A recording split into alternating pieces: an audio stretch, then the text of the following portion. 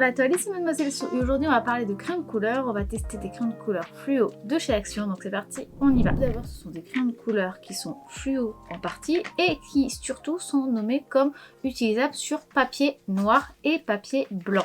Il y a bien écrit Suitable for Light, Colored and Dark Paper. Excusez-moi pour cet anglais très douteux, mais en tout cas il y a bien écrit que ça marche sur du papier noir.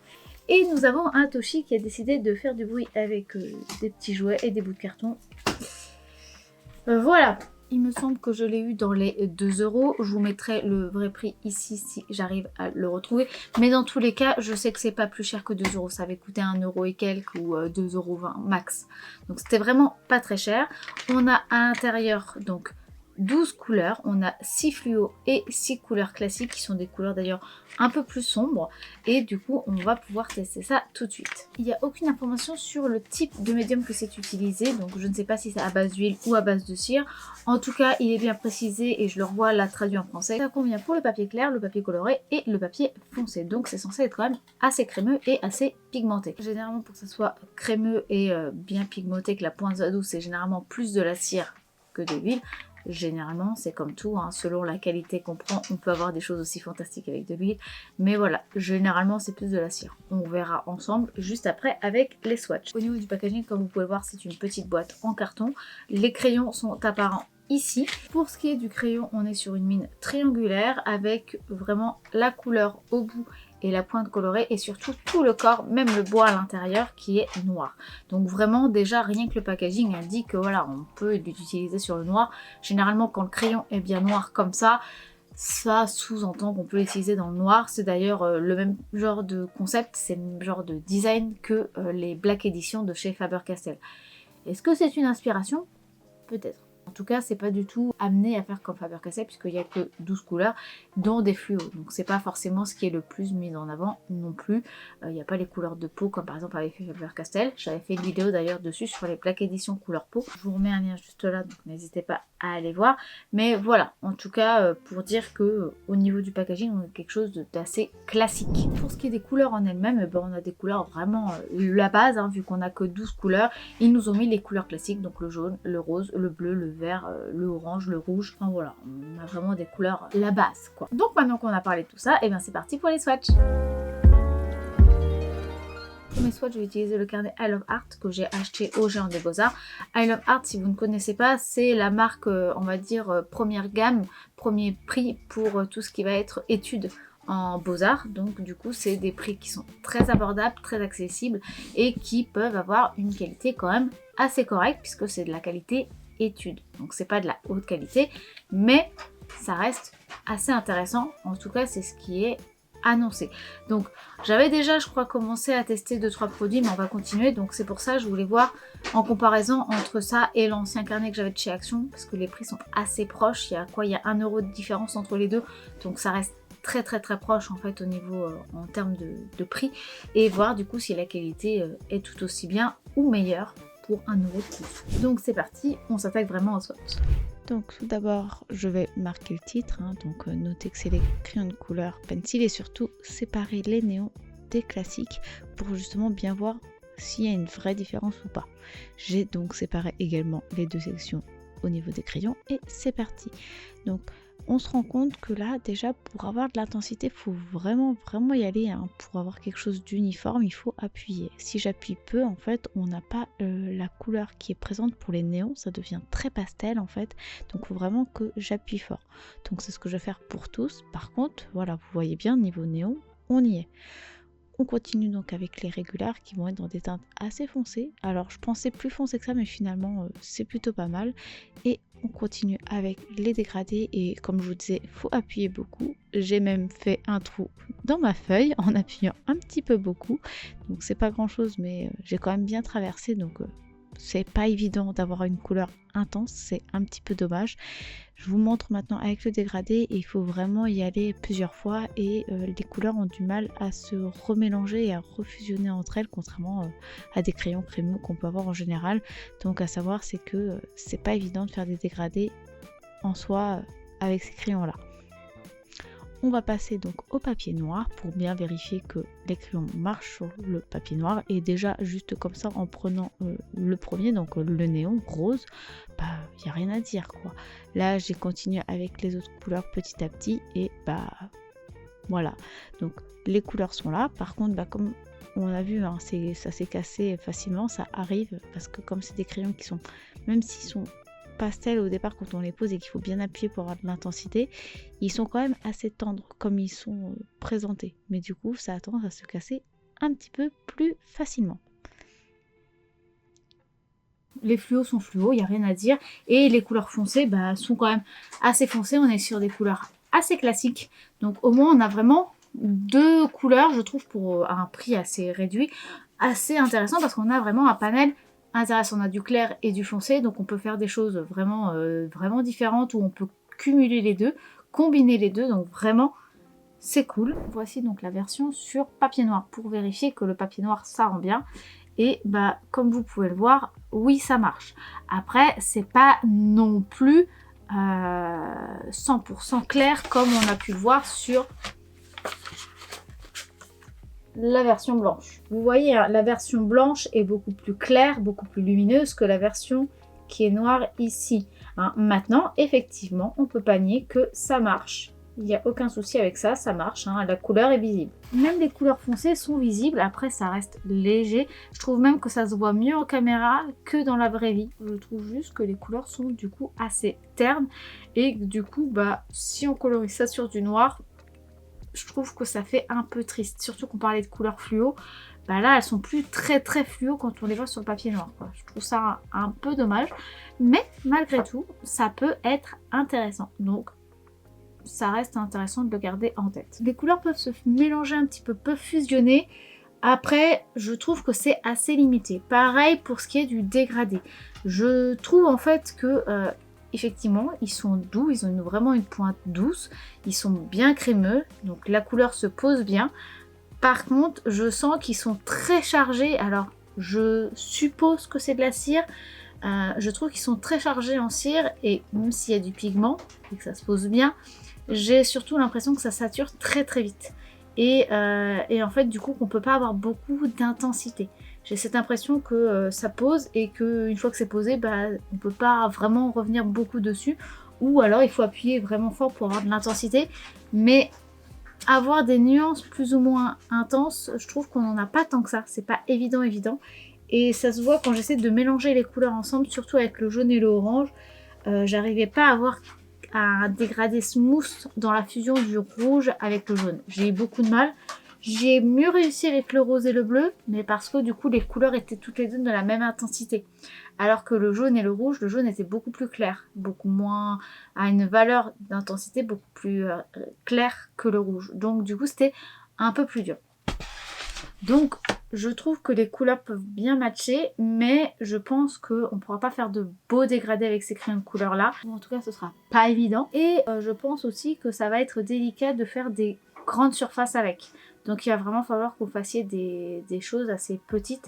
Si vous faites des grandes zones, je pense que ça va un petit peu être dérangeant. Et du coup, pour vérifier mes dires, on va tester sur une illustration. Donc c'est parti, on y va. Pour ce qui est de l'illustration, je suis partie sur des cœurs de Marie, motif art déco. Je voulais vraiment quelque chose d'assez rapide et avec une surface à colorier pleine pour voir si on peut faire des aplats ou pas. Et pour ce qui est du papier, je suis partie sur un papier de chez Clairefontaine qui est le Penton, qui en fait est assez lisse, qui est assez agréable à travailler, qui du coup va pas avoir trop de grains parce que je voulais éviter de prendre un papier aquarelle qui aurait trop de grains et qui du coup de toute façon ça aurait été, je pense, impossible à faire quelque chose d'uniforme avec. Le papier fait 250 grammes, donc c'est un bon papier au niveau de l'épaisseur. C'est un papier multi-surface qui est assez lisse, donc c'est très pratique parce que du coup pour le crayon de couleur ça va permettre d'avoir une surface un peu plus lisse pour pouvoir poser, mais sans avoir les petits grains blancs qu'on peut avoir, qu'on a souvent quand on utilise des papiers un petit peu plus granuleux. Donc j'ai vraiment essayé de prendre un papier lisse pour aider, mais pas trop lisse non plus, parce que si on prend des papiers beaucoup trop lisses, ça a tendance à un peu moins se poser également. Donc j'ai essayé de trouver un bon entre-deux pour donner toutes les chances au crayon de couleur de chez Action. Donc c'est parti, on va faire l'illustration. Donc voici l'illustration. Alors je l'ai mis un petit peu à l'envers au départ, mais vous inquiétez pas, après on va le remettre à l'endroit. J'ai pris ma gomme mie-de-pain de chez Faber-Castell comme d'habitude pour enlever le surplus de crayon, parce que comme on va prendre des crayons fluo, il y a des fortes chances, vu comment ils avaient l'air clairs au départ, que le crayon à papier soit visible. Donc j'ai bien gommé avant et je vais poser tout mon crayon fluo partout. Donc je vais vraiment faire tout le motif en fluo. Et je me rends compte que du coup ça reste très clair, que même si c'est visible, ça reste très peu marquant sur du papier blanc. Donc je vais refaire un fond très sombre par la suite. Donc là je m'embête pas trop à ne pas déborder, je préfère au contraire que ça déborde et que je revienne après avec du foncé plutôt que l'inverse, sachant que c'est pas évident d'avoir une couleur intense avec ces crayons là. Donc je suis vraiment obligée de repasser beaucoup de fois dessus pour avoir la couleur vraiment bien appuyée, et même en appuyant du coup c'est pas évident d'avoir quelque chose d'uniforme, même sur les petites fleurs. Sur les feuilles c'est un petit peu plus simple parce qu'il y a moins de forme, mais voilà, c'est pas forcément très évident. Donc je dois prendre mon temps. Là vous voyez, je suis en vitesse réelle pour faire mes contours et je dois repasser. Donc voilà, imaginez le temps que ça m'a pris pour faire tout ça. Donc c'était long. J'aurais pas pensé en fait, étant donné qu'il marquait qu'il y avait une mine assez tendre, et même en ayant fait des swatchs, je pensais que ça se poserait plus facilement sur le papier pour avoir quelque chose d'intense. Mais non, je suis vraiment obligée d'appuyer, de revenir, de faire pas mal de ronds pour poser vraiment la couleur, et surtout pas avoir de taches trop blanches, hein, faire revenir trop le papier ou faire encore apparaître le blanc du papier. Donc voilà, c'est long, mais ça se fait. Mais voilà, vous voyez, quand j'appuie pas, la couleur claire qui est là au niveau des fleurs et la couleur qu'il y a après. Donc ça prend du temps pour avoir du coup quelque chose de plus vibrant, parce que vous voyez là, sinon ça voudrait dire que l'illustration elle est finie. Et je pense que le contour noir serait pas suffisant. Donc je vais vraiment faire un cadre et mettre du noir partout en fond. Et je pense mettre une petite auréole verte sombre au milieu pour avoir quelque chose d'un peu plus clair. Donc je vais déjà poser le noir sans appuyer, hein, pour pouvoir faire un dégradé entre le vert et le noir. Là où je vais mettre le milieu entre le noir et le vert. Je ramène tout de suite un peu de vert pour voir si j'arrive à peu près à faire le dégradé. Je fais aussi ça pas que pour l'illustration, mais également pour pousser à l'extrême les crayons, étant donné que ça a l'air d'être compliqué de faire des aplats. Je veux vraiment pousser la situation à l'extrême en essayant de dégrader des couleurs sombres entre elles et en faisant des aplats pour voir si c'est possible sur des grandes surfaces. Comme ça, vous serez au courant ou pas si c'est possible. À savoir, si vous voulez faire des petits détails comme là je suis en train de faire, il faut vraiment que votre mine soit pointue et il faut la retailler régulièrement, parce que déjà ça s'abîme vite, hein, ça se réduit vite, ça se casse aussi régulièrement parce qu'il faut appuyer fort pour que ça devienne bien sombre. Donc là je peux vous assurer que niveau crispation de la main, c'était costaud, j'ai vraiment dû bien appuyer pour faire tous les contours. Donc c'est pour ça que je faisais déjà une partie des contours, que je coloriais après, ou que je coloriais et que je faisais le contour pour essayer tout simplement de changer un peu entre les deux pour reposer ma main, et également aussi pour utiliser le plus possible ma mine, parce que quand vous n'avez plus une mine pointue, j'utilisais cette partie là de la mine pour faire le remplissage. J'attendais d'avoir déjà bien vidé ma mine pour ensuite retailler et refaire mon contour, tout simplement pour rentabiliser ma mine, en fait, tout simplement. C'est ce qu'on fait quand on a des crayons qui coûtent cher, donc c'est un automatisme que j'ai. Donc j'ai fait déjà une partie du noir. Comme je suis droitière, j'ai commencé plutôt par la gauche et en haut pour éviter de prendre trop de pigments sur ma main quand je vais colorier. Vous pouvez aussi également mettre une feuille en dessous pour éviter de bouger tous vos pigments. Bon là ça va, c'est pas non plus ce qu'il y a de plus salissant non plus au niveau du produit, c'est pas trop salissant, heureusement. J'ai donc continué avec le vert et de temps en temps je switch entre le vert et le noir. J'ai un petit peu débordé, donc j'en profite pour voir si on peut gommer même des couleurs sombres, et franchement j'ai eu aucun souci. Ça par contre c'est un très bon point, c'est qu'on peut gommer et ça s'en va assez aisément, donc ça c'est cool aussi à savoir. Donc même sur du foncé ça se gomme. Je finis l'illustration sur les derniers petits détails noirs pour rattraper et finir mon contour, et voilà l'illustration terminée. J'enlève avec un petit peu la gomme mie-de-pain quelques traces quand même de pigment noir, de poudre noire qui a pu se déposer à cause de ma main, et voilà, là c'est véritablement terminé. Voici donc le résultat. Et franchement, je suis quand même assez épatée du résultat, c'est-à-dire que les couleurs sont belles. Sur du papier blanc, je trouve que c'est très joli, les couleurs fluo, c'est très intéressant. On peut vraiment avoir des effets vraiment vraiment différent de ce qu'on a habituellement. Après, à savoir, c'est que comme vous avez dû le voir dans la vidéo, quand le fluo est posé et qu'il n'y a pas de foncé tout autour, ça se perd. On a du mal à voir tous les détails parce que ça éclaire tellement que ça perturbe énormément le regard. Du coup, c'est aussi pour ça que je suis partie sur un fond noir avec un peu de vert ici pour amener une sorte d'auréole de lumière pour que ça irradie. Je trouve ça intéressant à faire. Puis comme ça, travailler un petit peu quand même le dégradé pour pousser un petit peu. Franchement, je suis assez contente parce que du coup, j'ai pu avoir voilà, l'effet un petit peu dégradé, irradié avec les couleurs foncées. J'ai fait ressortir les couleurs fluo avec des couleurs foncées. Donc au niveau du résultat final, c'est sympa. Après, dès qu'on s'approche, c'est un petit peu moins parfait. Pour ce qui est des aplats, je trouve que c'est un petit peu dommage parce que c'est pas parfait, mais ça on pourrait s'en douter avec des crèmes couleurs de chez Action, c'est pas la question. Mais je pense que c'est surtout dû au médium utilisé. Alors, je suppose que c'est de la cire parce que en fait, quand on pose, il y a vraiment énormément de gras qui se pose, mais il n'y a pas forcément quelque chose d'uniforme au niveau de la pigmentation. Quand on remélange, on va pousser le pigment et on peut se retrouver avec des zones blanches, hein, des zones vraiment qui recreusent en fait notre image et j'ai eu du mal à avoir des verts parfaitement uniformes ou des noirs parfaitement uniformes. Et pour y arriver, le seul moyen, c'était d'appuyer comme un bourrin. Et je vous avoue que quand on parle d'une mine douce, on s'attend à ne pas avoir à appuyer comme un bourrin pour avoir une intensité. Et là, on n'a pas le choix. Alors en plus de ça, je ne me suis pas facilité la tâche parce que j'ai pris des choses avec des petits détails. Donc il fallait que j'appuie fort avec une pointe très fine. Donc c'était bien galère. Je vous avoue que le résultat, je suis très contente, surtout pour des crayons à ce prix-là. Je suis très contente du résultat. Par contre, pour ce qui est de l'expérience, je suis extrêmement pas contente. Je suis vraiment très déçue par rapport à l'expérience.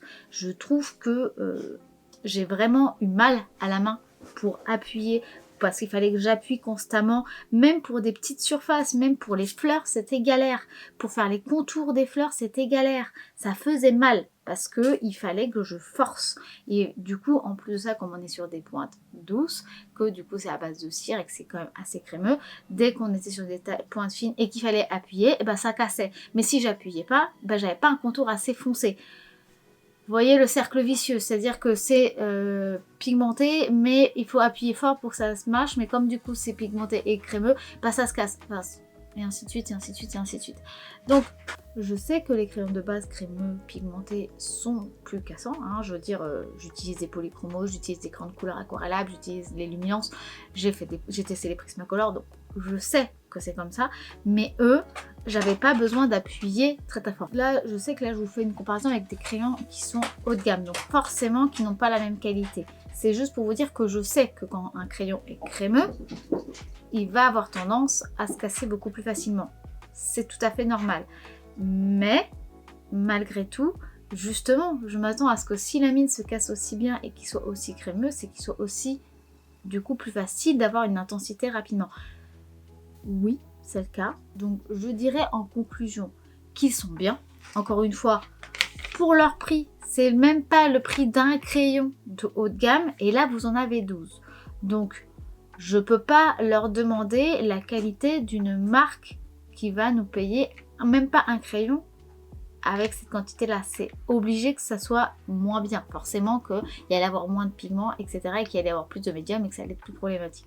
Donc, rapport qualité-prix, ils sont bien. Rapport qualité-prix, ils sont corrects parce qu'ils ont dit qu'ils marchaient sur le papier noir. Ils marchent sur le papier noir. Ils sont fluo, donc ça marche. Ils sont crémeux. Il se pose quand même bien, mais par contre, au niveau intensité, c'est pas ça. Donc, si vous êtes des débutants, si vous êtes des personnes qui, commencent dans le coloriage, quand vous allez colorier, vous allez avoir toujours quelque chose d'un petit peu passé, un petit peu doux, mais aussi, du coup, qui peut être un peu terne avec les couleurs foncées, parce que, du coup, vous n'allez pas oser ou vous allez avoir du mal à colorier fort sans laisser des traces et avoir quelque chose d'uniforme. Donc, à savoir si vous les prenez ou si vous les avez, sachez que effectivement vous n'aurez pas de bons aplats avec. Il faudrait que ce soit des petites surfaces quand vous coloriez avec. Par contre, en dehors de ça, ils sont très bien. D'ailleurs, c'est vrai que je les trouve quand même vraiment mieux que d'autres de chez Action qu'on a déjà pu tester sur cette chaîne parce que ils sont beaucoup plus crémeux et du coup aussi un peu plus intenses. Mais par contre pour ce qui est de mélanger les couleurs entre elles, même s'ils sont plus crémeux, je trouve que du coup ils se mélangent moins bien parce que du coup ils saturent le papier beaucoup trop vite. Donc si vous voulez plutôt faire des dégradés et des mélanges, je vous conseille, ou d'avoir plusieurs couches de couleurs, je vous conseille d'aller plus sur des grosses boîtes de crayons de couleur de chez Action si vous voulez toujours un budget limité. Et franchement, ce sera mieux que cela. Par contre, si vous voulez du fluo, voilà, vous pouvez y aller. Ils sont fluo, ils marchent quand même relativement bien. Voilà, j'espère que cette vidéo vous aura plu. J'espère qu'elle vous aura inspiré, qu'elle vous aura motivé et qu'elle vous aura peut-être aiguillé sur un futur achat ou pas. Si c'est le cas, n'hésitez pas à liker cette vidéo si ce n'est pas encore fait. Vous pouvez la commenter et la partager pour soutenir un petit peu la chaîne. Merci beaucoup à vous tous qui le faites déjà. Merci beaucoup à vous tous.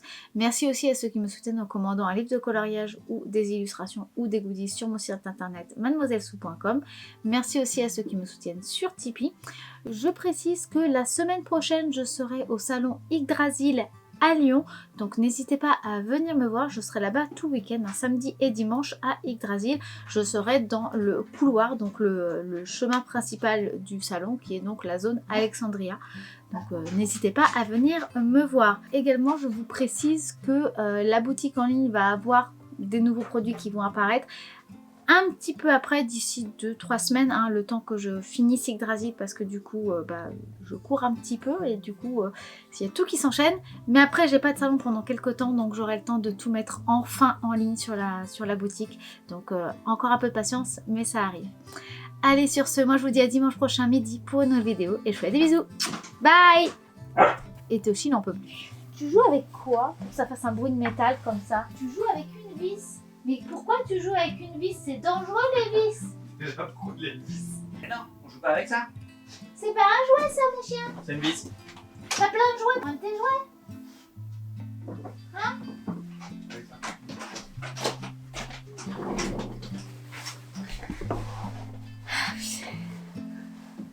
12 000 jouets mais il faut qu'ils prennent une vis. J'en reviens pas.